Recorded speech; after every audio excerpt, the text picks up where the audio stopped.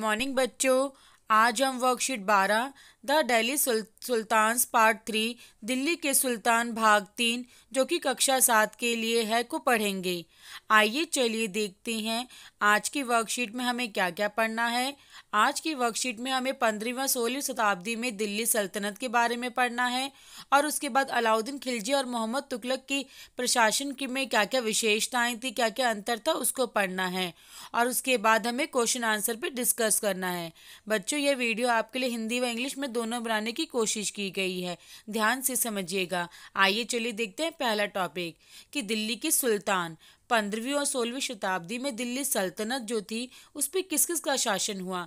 जैसा कि हम सभी जानते हैं बच्चों, तुगलक वंश के बाद दिल्ली पर लोधी वंश आया, फिर सैयद वंश और फिर सूरी वंश ने शासन किया। यानी दिल्ली पर इतने वंशों के राजाओं ने शासन किया।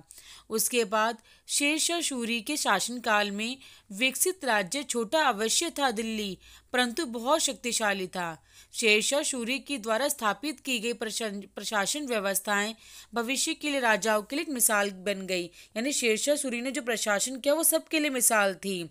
उसके बाद बंगाल, जौनपुर, मालवा, गुजरात, राजस्थान और दक्षिण भारत के अनेक राजाएं जो हैं दिल्ली सल्तनत के अंतिम वर्षों में उनकी पहचान यानी अस्तित्व में आए। इसके बारे में हमें पढ़ा है हमने कि दिल्ली सल्तनत के अंतिम वर्षों में कई राज्यों के जो राजा थे वो अपने अस्तित्व में आए थे। आइए अब चलिए देखते हैं अलाउद्दीन खिलजी और मोहम्मद तुगलक के प्रशासन यानी शासन करने की जो व्यवस्था थी वो कैसे अलग अलग थी। पहला पढ़ते हैं अलाउद्दीन खिलजी।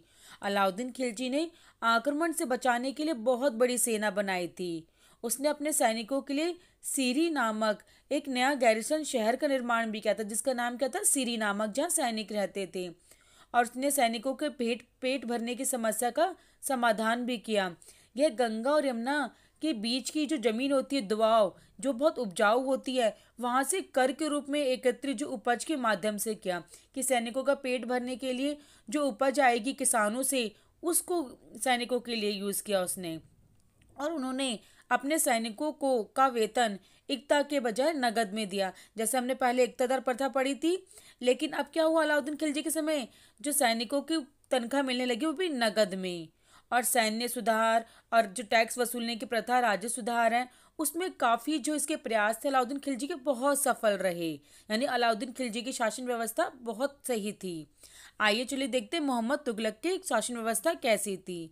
उन्होंने ट्रॉसी आक्सियाना पर हमला करने के लिए बहुत बड़ी सेना खड़ी की और उसने दिल्ली के चार मोहम्मद तुगलक ने उसने दिल्ली के चार जो सबसे पुराने शहर थे उसको भी खाली करा के वहाँ क्या कर दी, सैनिक छावनी बना दी।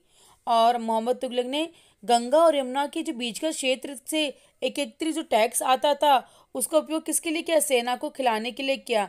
लेकिन सुल्तान ने बड़ी संख्या में सैनिकों की आवश्यकताओं को पूरा करने के लिए जो एक्स्ट्रा टैक्स भी लगाया, जिससे कि आम जनता परेशान हो गई। और उन्होंने भी नगद वेतन का भुगतान किया, लेकिन कीमतों को कंट्रोल में नहीं कर पाए थे। और बच्चों, his administrative major were a failure. जो मोहम्मद तुगलक की जो प्रशासन व्यवस्था थी वो विफल रही थी।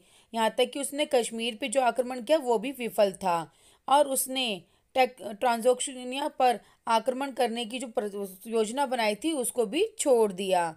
इस प्रकार दोनों के में से सबसे बेटर किसकी व्यवस्था थी, अलाउद्दीन खिलजी की प्रशासन व्यवस्था सबसे ज़्यादा अच्छी थी। आइए चलिए इसके बाद एक एक्टिविटी है, कल्पना करें क्या अलाउद्दीन खिलजी या मोहम्मद तुगलक के शासन में आप एक किसान हैं, तो आप सुल्तान द्वारा लगाया हुआ किसान नहीं चुका सकते, तो आप क्या करोगे। तो उसमें बच्चों आपको बताना है कि टैक्स जब किसान नहीं चुका पाते थे उन्हें अपनी उपज का अधिक प्रतिशत देना पड़ता था टैक्स से, तो इसके बारे में बताना है। तो आप ये सोचिए कि टैक्स किसकी प्रशासन व्यवस्था में ज़्यादा चुकाना पड़ेगा, अलाउद्दीन खिलजी या मोहम्मद तुगलक के समय में। आइए चलिए देखते हैं इसका पहला प्रश्न कि प्रश्न 1, अलाउद्दीन खिलजी व मोहम्मद तुगलक की प्रशासन व्यवस्था में अंतर बताना है आपको। जैसा बच्चों हमने समझा था कि सफल शासन व्यवस्था किसकी थी, अलाउद्दीन खिलजी की, और मोहम्मद तुगलक की शासन व्यवस्था कैसी थी, विफल थी। तो इसके बारे में आपको अंतर स्पष्ट करना है जैसा कि आपको दिखाया गया है। आइए चलिए देखते हैं प्रश्न 2। नीचे दी गई सारणी में वंश के अनुसार उनके शासकों के नाम बताने हैं। कि वंश के नाम लिखे, उसमें बताना उनके बाद कौन कौन से राजाओं ने दिल्ली सल्तनत पर शासन किया। जैसा पहला है आपका दिल्ली सल्तनत तुगलक वंश के शासक राजाओं के नाम बताने हैं। गयासुद्दीन तुगलक, मोहम्मद तुगलक, फिरोज तुगलक, मोहम्मद खान और गयासुद्दीन तुगलक शाह और अबू बाकर।